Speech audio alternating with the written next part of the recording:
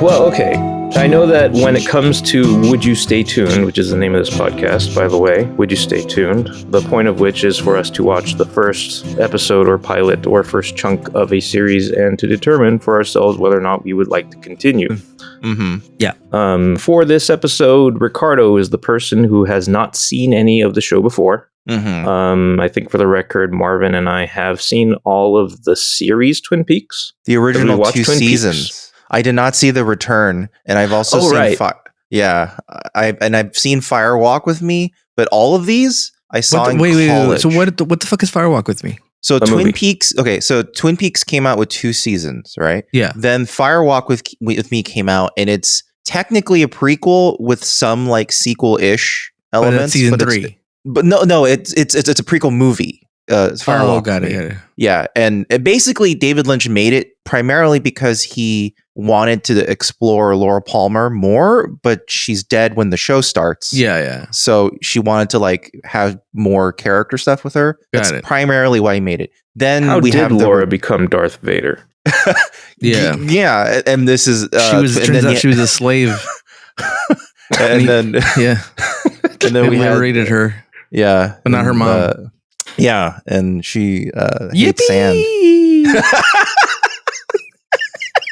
In the context of some of the fucked up things that happened to her, but I actually am not sure of all of the things because I didn't watch Fire Walk with Me, but I did see The Return.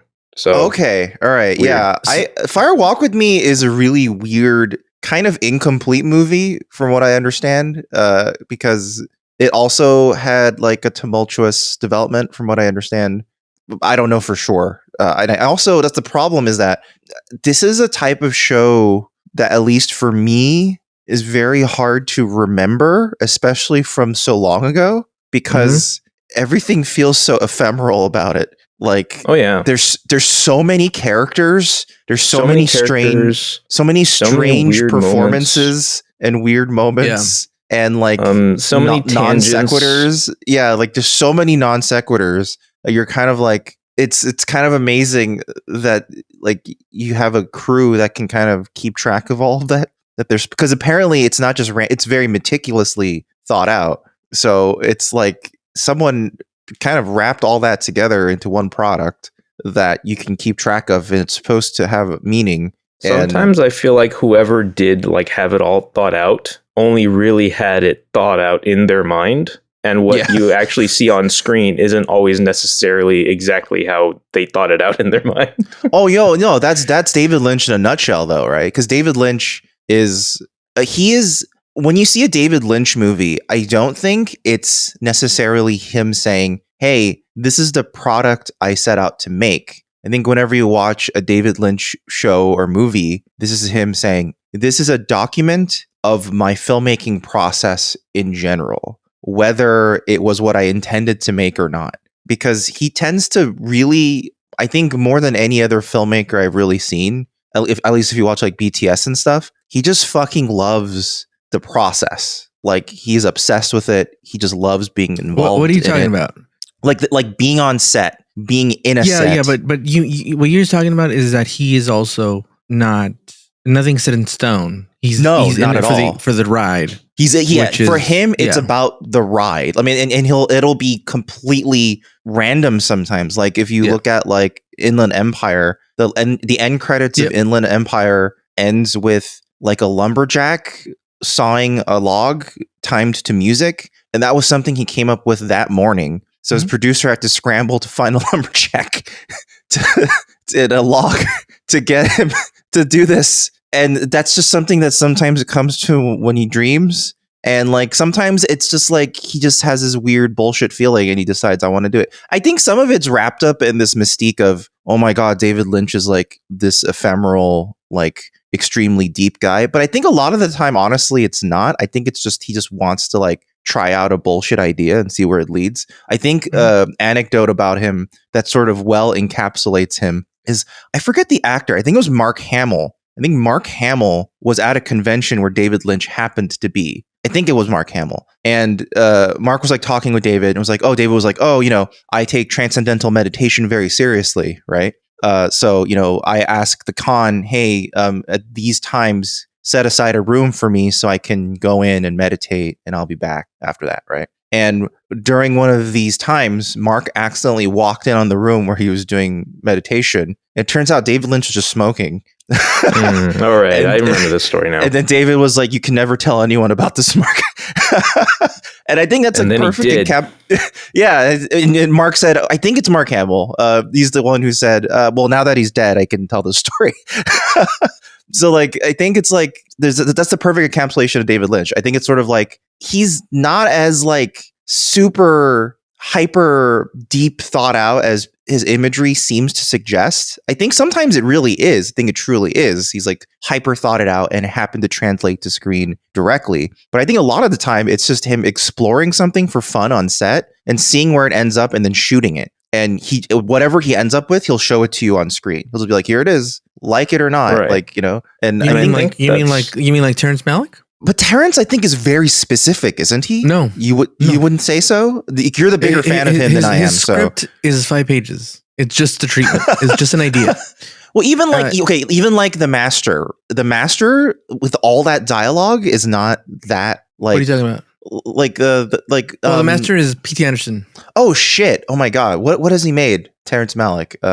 He's made The Thin Red Line. He's made Badlands. Badlands was more scripted. He used to be scripted like when he first started. Yeah. But then like I want to say like 3 movies in, he kind of like just went full on. It's more like poetry that he kind of writes down and scenes that go with that dialogue, but nothing concrete. And it's more ideas than it is like a script. So maybe like after like The New World, because I think that's maybe like the New World neither. He had stuff written down, but like even Christopher Plummer's like I would never like. There's literally an interview with him. Clooney's in the interview and Christopher Plummer, and they talk about how like Christopher Plummer's like, "Oh, I'll never work with him again," because he's just. He's that's like, he needs a script. Remember when BTS used to allow people to just shit on whatever they project? Now everything's super controlled. This was a Hollywood Reporter like round table when they were nominated for an Oscar. And this is during the Oscar nomination. Yeah, he's like, because Clooney was there too, and Clooney works with him on Thin Red Line, and again, Thin Red Line. Adrian Brody went in thinking he was the lead because that's how it was pitched to him. Right. And I think there was more of a script then. I think Thin Red Line might have been the last one. And so Thin Red Line, Adrian Brody went to the premiere thinking he was the lead. And then it was Jim Caviezel. Like basically Adrian Brody was almost cut out completely out of the movie. Dang. And it was Jim Caviezel who was now the lead. Through editing and him shooting so much and stuff, but he shoots more emotion and like on the scene day than he does anything. Although he's more about feeling it. I will say though that when David Lynch writes dialogue, he demands they follow it directly though. So he's very. And I've seen a lot of David Lynch movies, and this I had never seen. I've never seen anything Twin Peaks. Anything, not the Return, nothing. I feel like we're neglecting something here, and that is Mr. Mark Frost. That's also true. It does. Mark Frost, the poet, the 2 roads, the road not taken. Yeah, exactly. Mark Frost does lend a narrative through line through the show that I think would not exist. Would not exist at all if it was just season 2. Season 2, from what I understand, wouldn't really exist much at all without Mark Frost because it was mostly his show during that time. Right, because David was like... Mark Frost, are you talking about the Mark Frost famously known for Fantastic Four and Fantastic Four Rise of the Silver Surfer, Mark Frost? Did he go on to write those movies? Yeah, he did. Nice.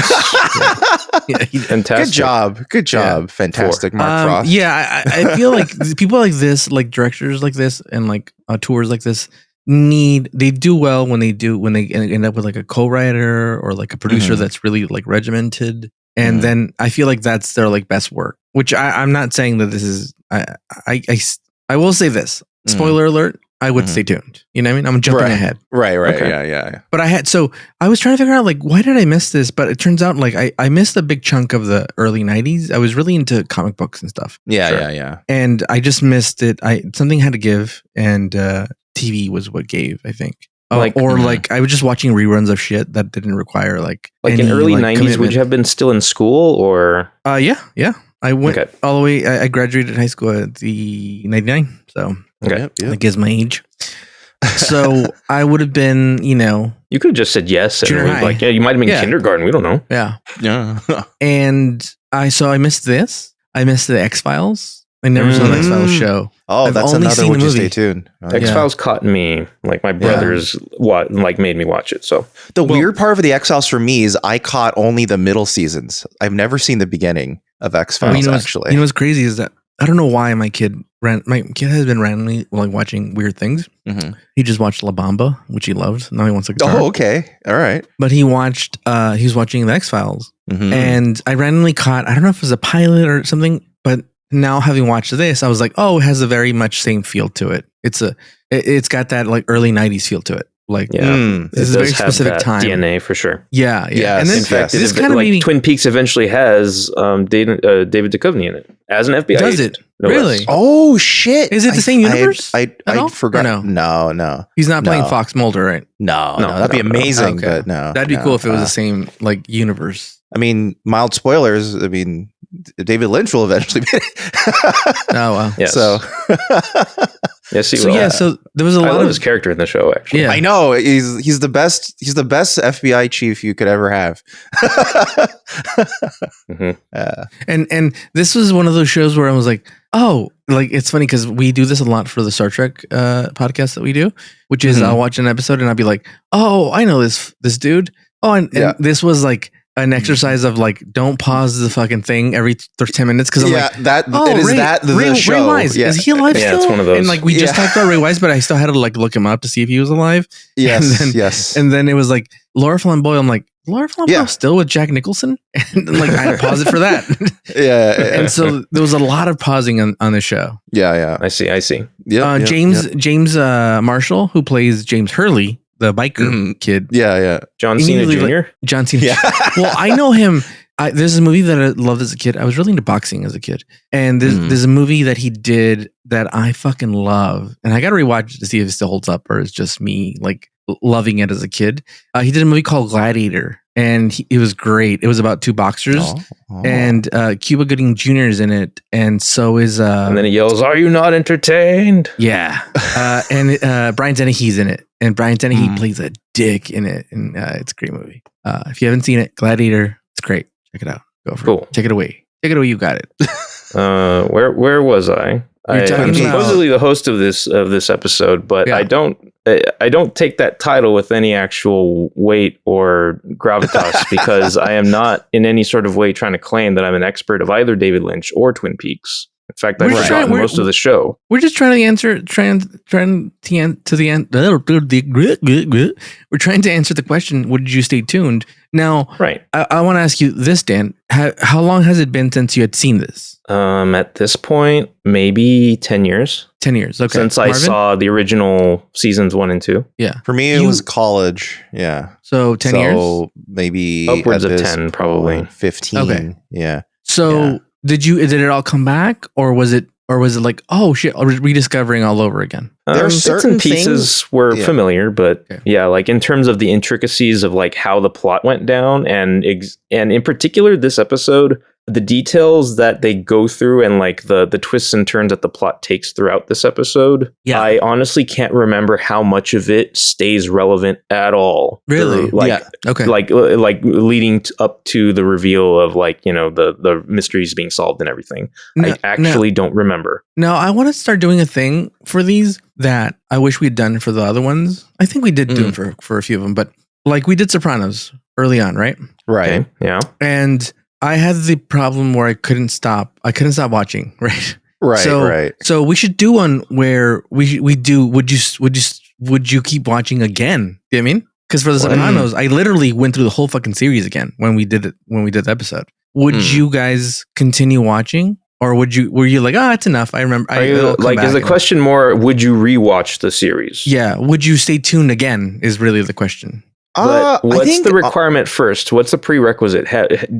Do you have to have seen it before in its entirety? Yeah. Whatever you've seen. So if you just seen the first 2 seasons, whatever you've seen, would you see it again? Okay. To be honest, almost anything David Lynch, I kind of don't have a desire like to watch again unless like something kind of points me to do it again. Like I'm not going to seek it out. I think part of it is just that there's something that's a bit like draining about watching like actively and engagedly watching a David Lynch thing. I know exactly what you're talking about. Because there's a lot going on. It's kind of bizarre a lot of the time, which requires a lot of like effort almost to kind of just be like, wait, what? Like what you're describing is what The Return is all about. Like season 3 of Twin Peaks, that's what it became. Like it became pure 100% like pure raw uncut Lynch. And just like Colombian style uncut. Yeah, like here is like it's been diluted to heck. Yeah, comparatively. Well, you have a network, right? Because this was a network TV, right? Yeah, this was network television. Yeah, and David Lynch was still not like influential enough to be given completely free reign to do whatever the fuck he wanted. And also, since it was TV, he still was under the law of TV, right? Yes, of TV execs and stuff. Yeah. Like, if it was up to him, why this ended up on the air at all is because Bob Iger believed in it. He's like, wow, okay, that's interesting. Yeah, he fought for it, and I think there was originally a deal struck for if it would not become a series, they had agreed to film additional footage and scenes to reveal who the killer was in its introduction. So there's actually a longer 20-minute extra extended cut of the pilot that actually reveals a killer for Laura Palmer, and I have not seen it, so I don't know if it's the same killer as it ended up in the future. And it was made for just in case they needed to kill it, and it would be complete. I think that's how it was actually marketed in Europe. It was marketed as a movie, not as a series. It was just a standalone movie that had an ending. Le Petit Twin Peaks. Did it end overseas? Was the movie supposed to end with that same like hand picking up the rock and? Well, like I said, it's 20 minutes of more footage that revealed who the killer was somewhere. So at the end, so it'll be put at the end of it. Okay, it's just someone like picking up a rock. Nope. Yeah, and again, I haven't seen it, so if anyone has, maybe they can clarify exactly like what's different about it. But apparently there's a version of the pilot that has a mystery solved within. But see, this is part of what makes me also go like, okay, this is why I don't think David Lynch, like there's a certain fan of David Lynch, like type of fan of David Lynch that's like, oh, everything is like this really specific, meticulous creation. And I just don't think that's true. Especially like if you like, I'm going back to Inland Empire again. It's like that has like these weird segments of like people in rabbit suits, right? And they're in like this wide shot as if they're in like a sitcom. Right. And there's canned laughter. There's canned laughter with like bizarre like non-jokes to what's going on. And that wasn't even made for Inland Empire. He had actually shot that as like, I think a web series before that was like a series of those rabbits as like fake sitcoms. And he decided to just put them in Inland Empire. So clearly it wasn't for Inland Empire because he had previously made it. But this is what he generally just does. He like directs and edits ephemerally based on what he thinks feels good. You know, to be honest, I haven't really developed the perception over time that fans of Lynch believe he is meticulous. I feel like they're fans of his vibe. Yes, I feel like he directs vibes. He doesn't direct. Yeah. But the thing is, like, I think like they'll celebrate how he makes you feel, and it doesn't matter how. Right. Yeah. I think there are a lot of Lynch fans like that, where they're like, "Oh, I love like the type of films he makes, like that." And that's more the kind that I've encountered personally. Like that. I think that's a prototypical fan of David Lynch to me. But I think there's others who like deep dive in a way where they're like, "Oh, everything has a specific meaning. Everything has a specific leitmotif, or like is like a specific like symbol for something." And it's like, this is just not true. Like, it's not what he's setting out to do to begin with. And you probably would think that's pedantic and boring. Like, but there's a type of David Lynch fan that also is like, well, it's that color and that shape because that's supposed to symbolize this thing. And it's like, he didn't even think about it that way, nor would he even want you to. It's just a type of feeling he wants, that he's always trying to capture the feeling of nightmarish Americana. That's just every movie or thing he makes. It's like some sort of like fucked up version of quaint Americana in every movie. So then that's where Twin Peaks sort of begins, in that it's like very quaint, like Pacific Northwest town that is just a logging town with a tiny population of 50,000 people. But everyone on screen knows each other. Everyone on screen knows each other. And one thing Sarah and I were noticing as we were watching is that Laura Palmer's body is found. And everyone almost responds before they get the direct news. You know what? The only one who doesn't is her boyfriend. What's her boyfriend's name? The jackass with the bike. Which boyfriend, dude? Bobby, right? Bobby. Yeah. Yeah. So he's the only one who's like kind of like, what? But everyone else knows she's dead before they're directly told that, which has this undertone of, oh, everyone kind of understood that Laura was up to some shit that could one day get her killed. So like, I guess that's one way to take it. Yeah, like there's this undercurrent of everyone already understood something was wrong and Laura dying was just the end of this road. And I think what really disrupts my read of it that way, or at least what did, especially during my first watch through of this show ever, was the music. The music's so melodramatic and and you know and kind of saccharine in a way that that's makes the point, it feel like, but it like, since that is what's playing with people crying, it feels like, oh, like I don't know how to feel right now is how I felt most of the time when people were crying on screen. And it's the same like, cue over and over again. Yeah. Right. And it feels like it beats you over the head with it. And it's like, oh, well, I don't know how sad this is actually supposed to be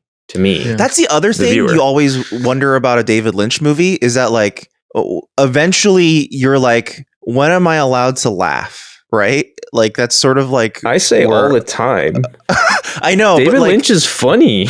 Yeah, this is the same thing with like Stanley Kubrick movies where people like go, oh my god, Clockwork Orange is such a fucked up movie. And it's like actually Clockwork Orange is a fucking hilarious movie, and I think he wanted you to laugh at it the whole time. Yeah, but and he wanted you to feel bad. Well, I think part of it is that he wants you to laugh at fucked up shit, and that makes you feel bad afterward. That you're like, oh, I laugh at that. What does that make me? You know, that's sort of like what Kubrick was trying to do. Right, I think but then you have a moment of feeling bad, and now you're not laughing the whole time. Yeah, you're right. But then I think Lynch is doing a different way. I think he's trying to see how grief or trauma intermingles with comedy. In like weird, sometimes he just makes flat out comedy, right? Like the short that Dan and I always point to is The Cowboy and the Frenchman. That's just best flat, work. His best work. It's probably his best work, and that's just flat, straight out comedy. It's just a really funny short. But then like in Twin Peaks, like there's like moments where you're kind of like, okay, we're supposed to. This is ridiculous, right? Like we're it's slowly getting. Yeah. Well, here's a couple things that I wrote notes on that that like made me laugh, right? Yeah. In fact, like I want to hear more about what you thought because you're the new person here. So I thought it was great. I would definitely stay tuned. In fact, if we finish early enough, I'll probably watch the second episode. Nice. So they call her mom. What's her name? What's the murderer girl's name? Sarah Palmer. Sarah. Okay, yeah, I don't know. Her name is Sarah Palmer. I put the names down because I'm supposed to lead here, so I'll be that guy. So they call her parents, right? And they're like, "Oh, where is she?" No, they don't call her. Sorry, they call Bobby's parents first. Yeah, they call Bobby's parents. Sorry, or she calls. The mom calls Bobby's parents. And the mom is standing behind the dad who's reading the newspaper, and he's reading the newspaper right in front of the fucking stove. And I can't stop laughing. But it wasn't like there was a table that was pushing him all the way to the stove because it's clearly a house. No. Yeah. He was just sitting right by, like his back was to the stove. It's a choice. If she turns on the stove, his back's gonna catch on fire, dude. Yeah. And I was like, what the fuck's going on here? And then she like goes to pick up the phone and they pan back to him and he's just sitting there by the stove. And I'm like, what is going on? Like, this is such a weird frame shot. And like, I couldn't stop laughing because of that. And he's I'm glad that you like that guy already because he becomes a great character too. He's in like full dress uniform, like military dress uniform. Yes. So you're like, what the fuck is, to me, I don't think he's ever not seen in it. Okay. The thing is, I watched Twin Peaks after I got familiar with Stargate SG-1. And he plays a character named General Hammond in Stargate SG-1, who's also like in dress uniform a lot. So I was like, did he just fucking walk on the set of Stargate afterward and just shoot his scenes there? He always plays the same character, which is like a military guy. He's okay, so he just always plays a military guy. Yeah. But does he always play like a really kind and empathetic like military guy? Don Davis is his name, and he is like the composer. Oh shit. If you go to his IMDb page, literally there's 3 photos of him where he's wearing a uniform. And in Stargate SG-1, he is like I think he's an admiral or colonel or something. I think he's a colonel. And I think he's like the helpful enabler. He's like the guy who's like, okay, I'll get you whatever you need to make sure your mission goes well. Like, is that guy. So he's always helpful. He's in X-Files too, as a general. And then he's in with this fucking movie. Again, a Stargate. Like you said, he's a fucking general. He's a military guy in every fucking movie. To be honest, same uniform every time. Yeah, him and the dude. I don't even know his name. He plays a dad in Friday Night Lights. Okay, to Jesse Plemons' character. He's in every. He's like in every Michael Bay movie. He plays like a military guy. I think he might be like ex-military. But he's funny. And then there's a scene where like you first get introduced to like the girl whose dad owns a hotel, I guess, right? Yeah, the Great Northern. Oh, yeah. I fucking love the Great Northern, by the way. It's such a great location. You see her like she finally gets to school and she puts on her heels, and then like they pan down the hallway and like the bell rings and everyone's going, and then there's a random breakdancer who like breakdances out of the frame, and I'm like, what the fuck is going on? What the fuck is going on? That's what I mean. And that's the sort of thing that David Lynch would have fucking loved that day. It's like, I'm keeping that. Yeah. Do that again. I bet you the kid was doing it like in between takes, and he's like, do that in front here. Yeah.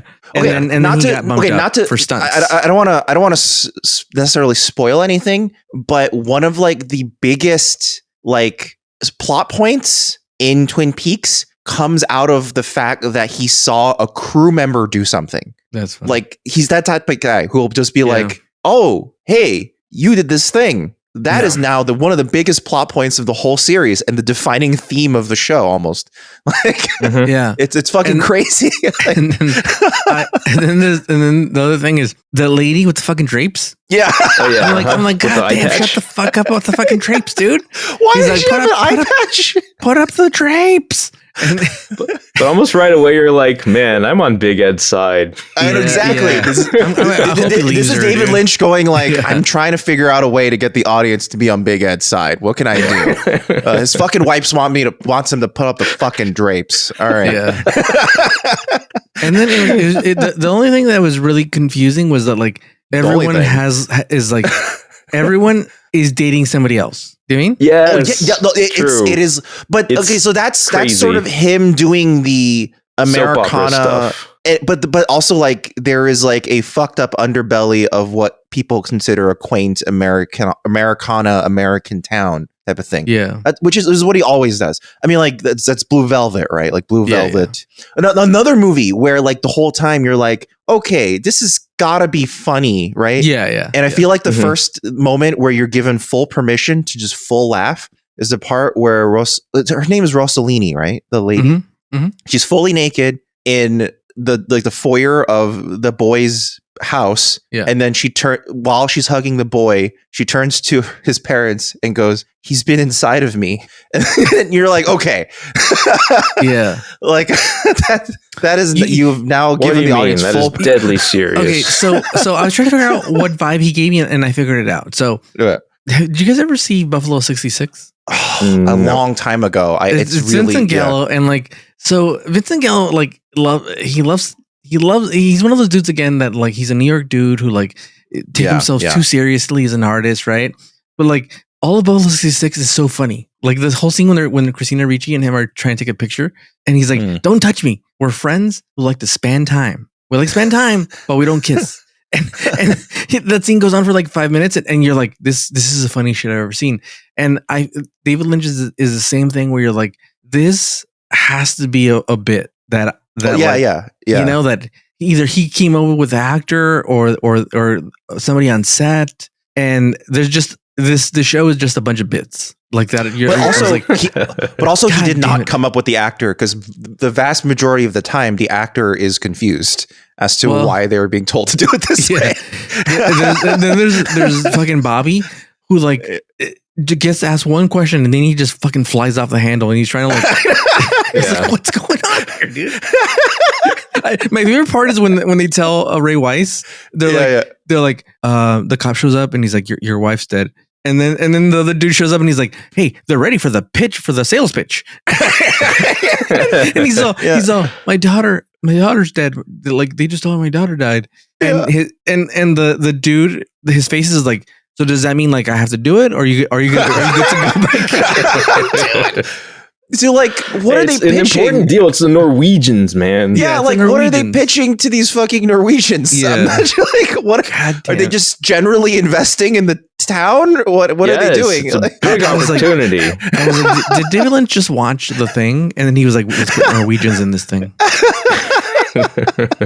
Now, should you tell the quick synopsis before we get into the funny? Laura Palmer's dead. The town is grieving. So like, the whole town is grieving. Everyone knows each other and is either romantically involved with each other or something. And then Agent Cooper shows up. Cahoots with each other. Right, and then Agent Dale Cooper shows up 36 minutes in. That's wild. It takes 36 minutes to see him at all. This is the part. I'm also like, okay, the show's. There's part of the way a David Lynch product generally works where I can't parse what happens when.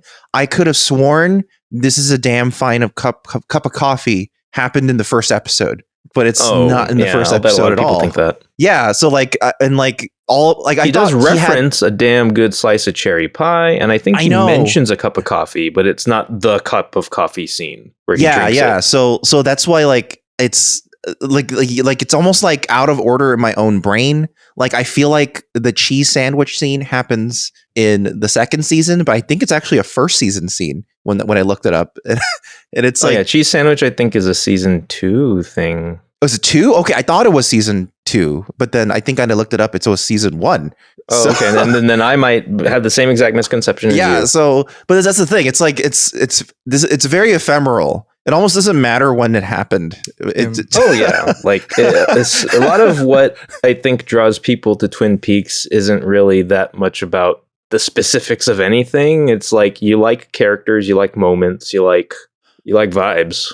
That makes me want to ask Ricardo. So Ricardo, how much of your investment in the show is wanting to know how Laura Palmer died? Nothing at all. I don't give a shit about Laura Palmer. Yeah. Okay. That's the way. That's the way to watch. Yeah. That's okay. See, that's what surprises me about the way the show is received, because that's what I would have thought most people would have thought. But apparently tons of people were like, literally the catchphrase was like, the nation is gripped by the one question, who killed Laura Palmer? And like, part of me is like, I don't think David Lynch cares. Like, or even Mark Frost, maybe. Really, I think it's just it's just a catalyst to see how a town deals with a big traumatic event. And the original goal was to eventually let the mystery just recede into the background and just be about the characters. Yeah, and like, I guess, I don't know. Should we spoil this part of the ending of season 1, Dan? No, I don't think so. I want to watch it. I don't think so. Okay. But okay. I don't care about it, but also I don't want to be spoiled. But there's one character that I'm like, oh, this actress, she looked familiar, and I'm like, okay, where the fuck do I know her from? And then I'm like, oh, it's Zooey Deschanel's mom. The what? Whose mom? Zooey Deschanel. Eileen, Zooey Deschanel. Eileen, the character of Eileen Hayward.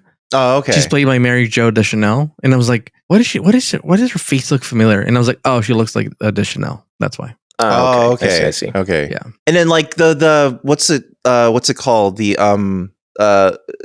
character, the girl that like hangs out with Robbie in the car. Yeah. Like that Robbie? from a diner, or Bobby. Yeah. Bobby, fucking Bobby in the car. Shelley, the waitress. Shelley. I always think, she like clearly, like Baby Driver girl was definitely based on her, right? Like she looks very similar. Yeah.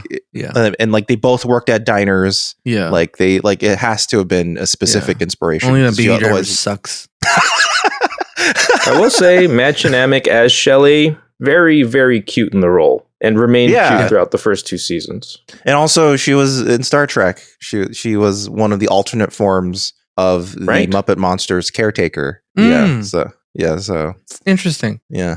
So another thing is when they call for backup, right? Like they're following Laura Flynn Boyle's character Donna, right? Yeah. Because she escapes. Like she busts out of her house, and she tells her sister, "Is the sister autistic? Do you later find out she's autistic?" The thing is, you could say that about so many characters in the show. That's true. Are they artistic? Because she's like, come from me, all right? Yeah, cool. And then the dad comes in, he's like, I'm not gonna lie to you. She fucking was, dude.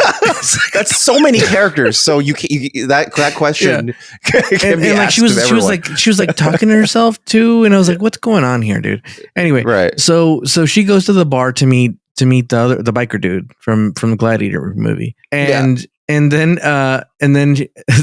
the sheriff and the FBI guy, they're like you should call for backup, and it's like, all right, let's call for backup. And then the motorcycle guy leaves. Oh no, someone else takes her to go meet the motorcycle guy, and they go chase him. And then when the backup shows up, they were already by the door, and they decided to do a donut. I don't know if you noticed that. They're by the door already. Like, why not just get out of the car? But they decided to do like a donut and then come back. They had to do a really cool swerve. Yeah. For what reason? I don't know. Not to mention, inside the bar, there was already a massive, unnecessary fist fight exploding. Yes. Oh yeah. It was 2 dudes versus a whole bar, and they were kind of winning. I was like, how good are these teens? Yeah. Yeah, they're the jocks. They're just really strong. They're the John Wicks of this fucking town. And fucking everyone hangs out at this road. Everyone says, "Meet me at the Roadhouse at 9:30." Everyone. And I like how those jocks go to Mike and Bobby, Double Dragons. They show up to the dad's the house of Laura Flynn Boyle's character. Flynn Boyle, sorry. Yeah. And they showed up to her house, and they're fucking hot, dude. And the dad's like, well, she's out there somewhere. I don't know, dude. And then he's fucking pissed, dude, this guy. And he's like, oh, we'll find her, dude. And my thing was like, no, better don't find her, dude. Because it looks like you're going to fucking hit her, dude. You fucking weirdo. And you're drunk. You're all drunk. Yeah, and I like how he's like, have you been drinking? And he's like, oh no, Bobby has. And Bobby's like on top of the car acting crazy. It's like, that's not better, dude. He's fucking pretending to be surfboarding. He had just seen fucking Teen Wolf, and he's like, oh, I got it. So I want you to jump on the hood of the car and pretend you're surfboarding. Yeah, okay? Just like Michael J. Fox. Yeah, why not? and then they go, and then the craziest thing is everyone's kissing everybody, like everyone just hooking up with everybody. Oh yeah, and then Donna goes to see the motorcycle guy, and then he's like, "Yeah, I'm so sad. Like I have the necklace, and like they're gonna think it was me." And then he just fucking kisses Donna out of nowhere, and I'm like, "Yeah, what the fuck, dude?" First of all, she was cheating on Bobby with this dude, and now Bobby's like trying to get with Donna, and then like who the fuck was the other guy in the No, Donna's with Mike. Donna's with Mike. Mike. Yeah. Donna's with Mike, but James. That's right. But James was Laura's secret boyfriend whilst dating Bobby. See, and then Bobby. Meanwhile, Bobby is also having an affair with Shelley at the diner. But Shelley's having an affair with the older lady. No, the older lady is named Norma. Shelley is the diner lady. I understand, but is Bobby also having an affair with Norma? Because when Shelley Norma in the car, Norma showed interest, but Bobby didn't reciprocate in that moment. Got it. And Shelley is also dating married to Leo. Married to Leo, yes, abusive truck the domestic driver. Abusive guy. Yeah, yes. This is a fucked up town. He's very abusive domestically. But then she's also married to somebody who's in jail. The other waitress? I think Norma is. Norma is married to someone who is also wanting to hook up with the Drape's husband. Yes. Right? Big Ed. Yes. Who is himself married to Nadine. Yeah. And then the sheriff is having an affair with the owner of the factory. The new Josie owner. Packard. Yeah. Meanwhile, Josie Packard's sister-in-law, Catherine, is having an affair with Benjamin Horne, father to Audrey Horne. Oh boy. That's the scene where look at like Josie is like, okay, there's a lot of trauma that's happened in this town in one day. Let's shut down the factory for the day. It's not worth it. And then you know what? She kept just saying shut down the mill, and I was like, wait, are you shutting it down forever? I'm not sure. And then you know, she like her sister goes down the stairs and just yells bitch. Yeah. That's kind of surprising for like ABC primetime type TV. Yeah. And then she just fires the first person she sees. Yeah, like, that's just crazy. Yeah. It's funny. Do you know that the girl who plays Norma, Peggy Lipton? Yeah. You know she's Rashida Jones's mom? Oh, that would make a lot of sense because she looks like her a lot. Yeah. Okay, cool. She's Rashida Jones's mom and Quincy Jones's. Oh, that makes total sense. Yeah. Yeah, I can totally see that combination in her now. Or like her face. Yeah. All right. Yeah, everyone had a Nepo baby from the show. And then so many people having an affair with somebody else, and then like so much going on. Yeah, like there's so much information going on that like it makes you not give a shit about fucking who killed. So this episode is all about introducing you to everyone in town. And then and then the Kyle the FBI guy, he's like, I don't know if he was fucked over before, the character, but he's like I need a clean hotel but cheap. You know what I mean? I know. We get it. He's like, saying it like he's been fucked by like expensive motels before, and he's like, all I need is a bed. This is almost David Lynch talking. It's almost David Lynch being like, I went to a festival before, and they said this motel would be cheap. He did say in an interview that Dale, in particular, says a lot of the things that I say, quote. Okay, yeah, it feels like it. And you know what? Have you ever seen David Lynch's like updates to like the weather when he would just post up whatever? Yeah. That always sounded to me like Dale Cooper was talking. Yes. He would just tell you. He would just tell you what the weather was and like what was happening. Just some random like very specific details. You could easily imagine like David Lynch just like sitting next to someone quietly and then going, I just had the greatest cherry pie of my life the other day. Like you could imagine him just even he gets to go with the pie later. That again, I don't even give a shit like who, like I need to straighten out like who's dating who, why they're dating each other. Yeah, you need a chart. This is like the Americana version of Game of Thrones. Where you're like, who's fucking who? Kind of, I guess. Because it's also very political, and it does come into play like who's in control of what, and like, and who are these Norwegians? Who are these? Yeah, like this episode doesn't get into Benjamin Horne at all, Audrey's dad, but he's a major player in the plot, and as well as Josie Packard and Catherine. There's a lot going on over at the sawmill, and there's a lot that happens over the course of the fucking show. log lady you see for only 2 seconds. Like, I love it. It's like, who's that lady with the log? Oh, that's the log lady. Yeah. The best. I also love the doctor who. Sorry, I just want to quickly. Dr. Jacoby? But I just want to quickly. Yeah, I just want to quickly bring up in the scene where the log lady shows up. So it's like a small group of people in the town hall, right? So clearly not the whole city, right? Mm-hmm. But then when Cooper addresses the crowd, he goes, "Look, we brought you all here because you guys are community leaders, and we want you to be the ones to like make sure everyone's safe, and we put the curfew on and everything." But that implies that the log lady is a community leader for Twin Why Peaks. wouldn't she be? Everyone knows her. Because she was specifically called to the meeting. President Truman called her over. That's amazing. Also, my favorite thing is this thing on? Is this thing on? Yeah, that's such a great moment. It's just like 3 people. Yeah, is this thing on? Is this thing on? And he's getting so upset. By the way, the Dr. Jacoby, he's so crazy, dude. He shows up and he's fucking like, off. Yeah, he's like fucking crazy. I was treating her without her parents' knowledge, blah, blah, blah. And then he says it like creepily because he says, I was seeing her, Yeah. And it's like, what? What does that mean? Yeah.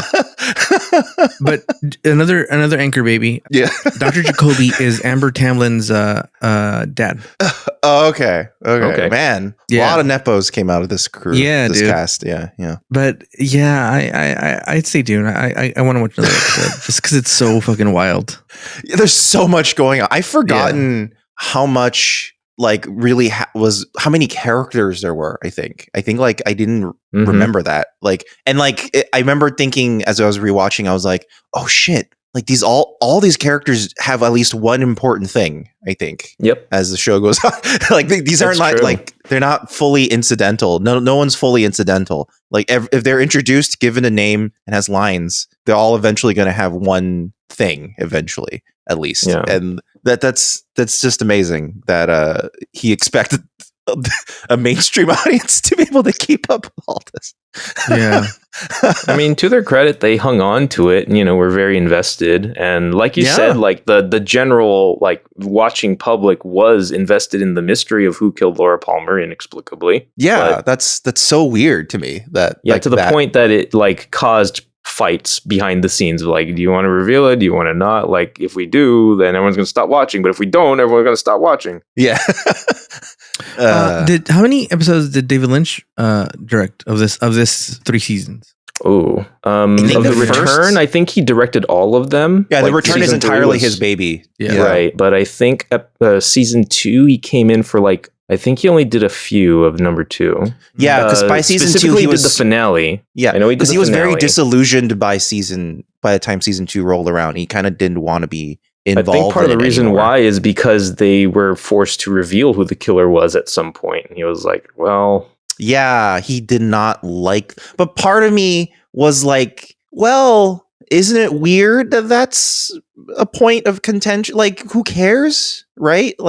That wasn't that almost the point? Who cares? Yeah, I hesitate to put too much stock into what I just said. And I don't know if that really was why, but he left shortly after. And also for season 1, he only directed 2 episodes. And for season 2, he actually directed 3. Oh, okay. So yeah, he actually did. I welcome this live fact checking. Before he did 4.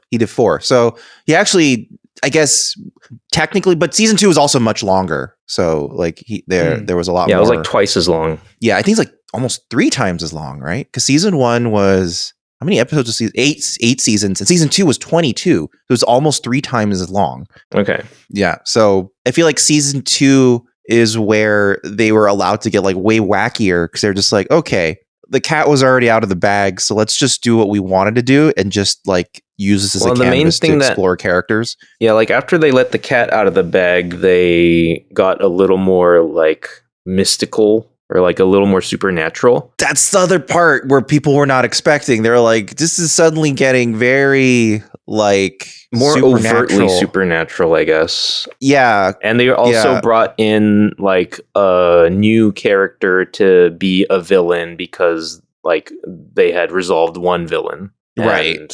People had mixed reactions to the new villain. Yeah, and all that stuff, but that's Twin Peaks, I guess. We didn't really actually talk about him all that much, but I actually personally have a great affection for the character of Agent Dale Cooper. I think he's a great character. Yes. Well, as do many people. He's a beloved character, but there's a lot about his charm that shows through in just this one pilot. How he's so, fascinated with quaint small town things. Douglas firs. And I think those Douglas firs. Right. Just little simple things like a slice of pie or a cup of coffee, and doesn't matter where it comes from. It's amazing.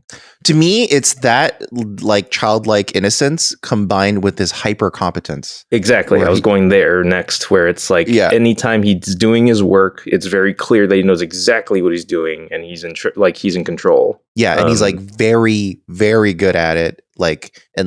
He also clearly knows people super well. I do like this. The Bobby.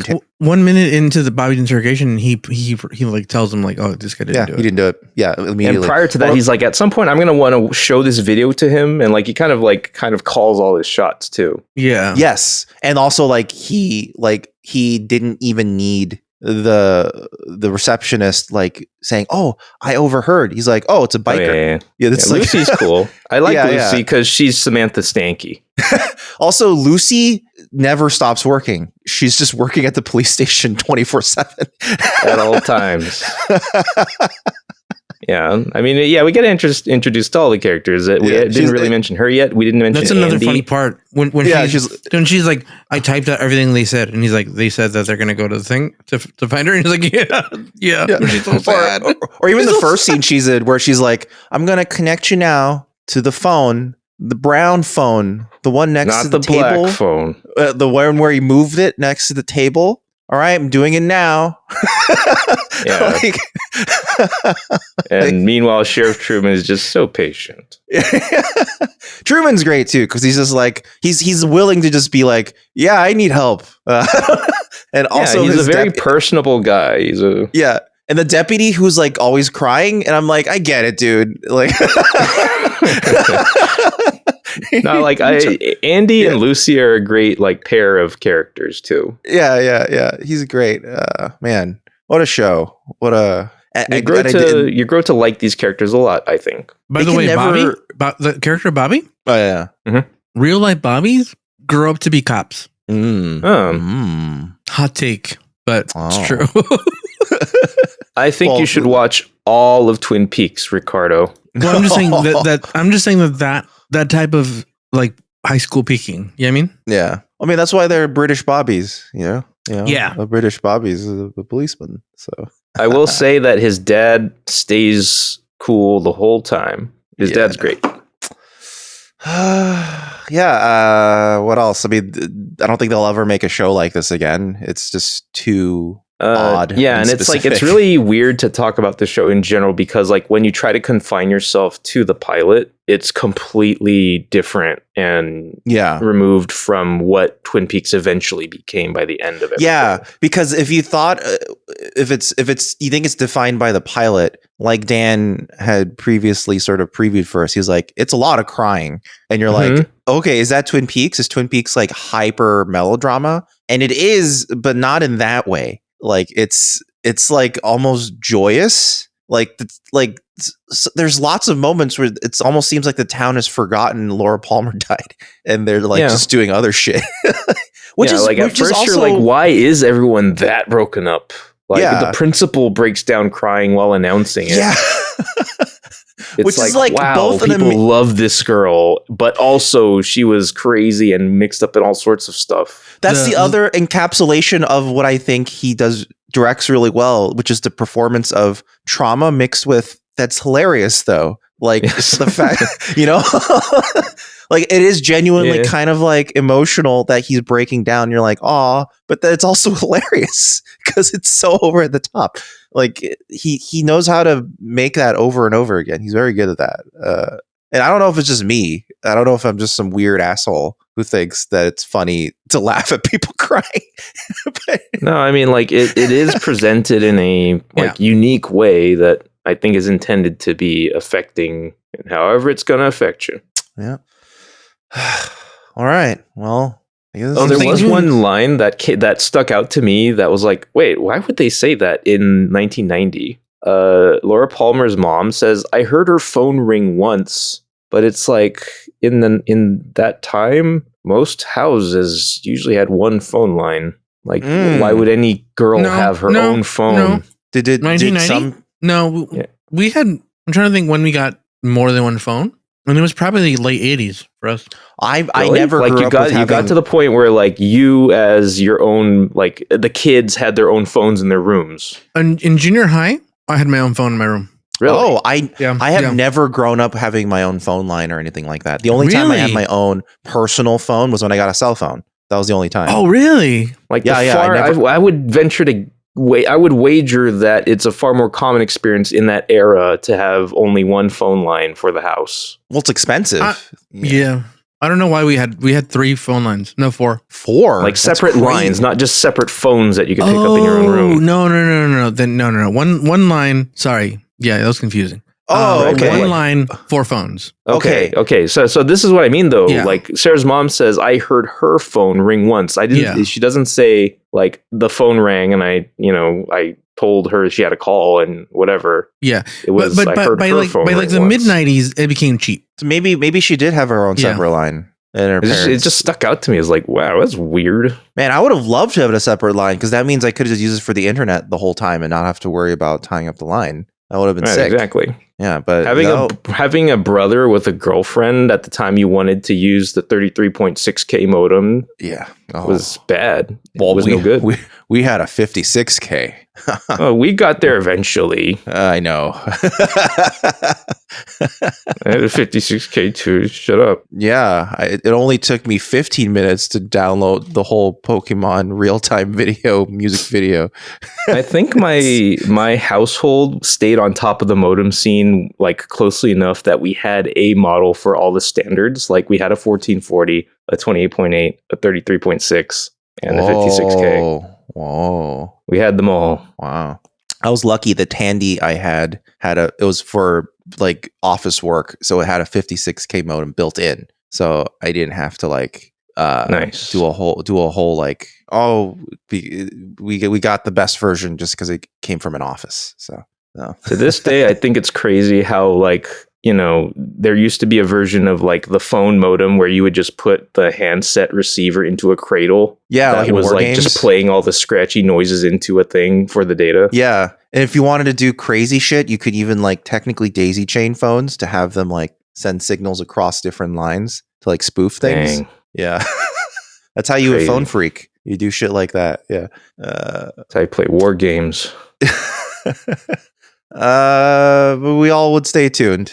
I might watch it every once in a while. Yeah, I stuck around, and when the return came around, I stuck on until the end of it, and I don't regret my time with it, but I don't think I would watch the return again myself. Yeah, I think that might be the motivating factor now for me, is that I don't think I could just dive into the return right now.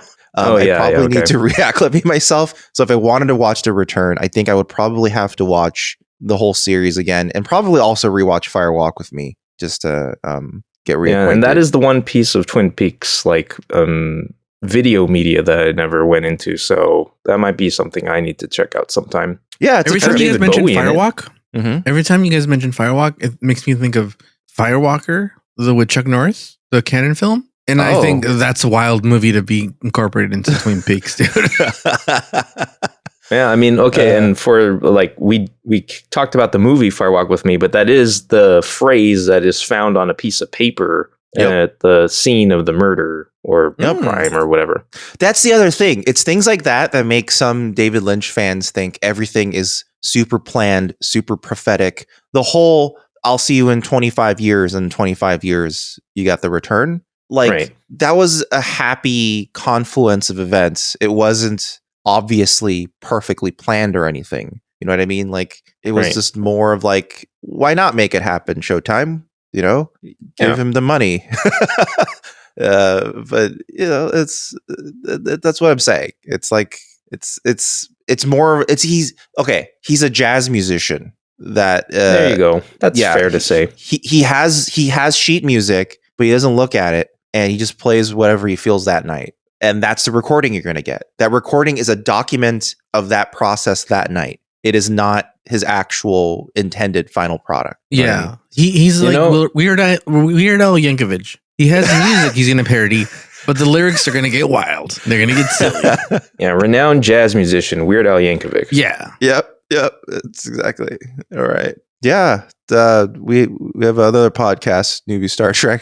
You guys are probably here because you know of Newbie Star Trek. Or not, dude. Never assume that. Yeah, it's also you can head over to fugitiveframes.com if you want to see all the other things we do. We have a whole list of things we do. And next time we'll do another show. Someone put, I think it was Ricardo. Ricardo put X-Files in my mind. And I'm like, that would be good for me too, because I don't think I've actually seen the pilot to X-Files. I also want to do what the pilot is. I want to do new shows.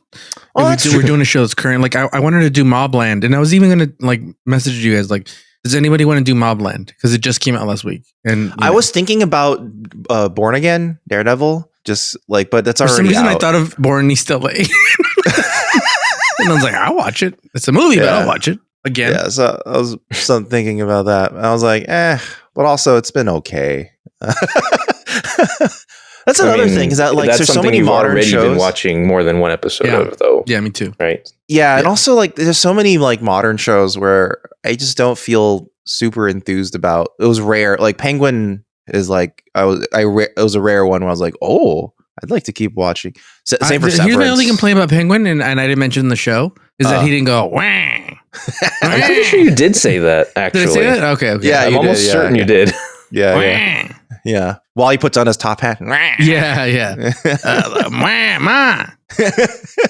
Yeah, that's what he should have been saying instead of mom. What if Colin did have a take where he did that, and they're like, Colin, we can't have you actually do the wah part. Cowards. Yeah. He's like, you cowards, moiter. Okay, everybody. We'll see you guys next time for the next episode of Would You Stay Tuned. Stay tuned. Stay tuned. Bye. Or not. It's up to you. Free country. See you next time, everybody. Yay.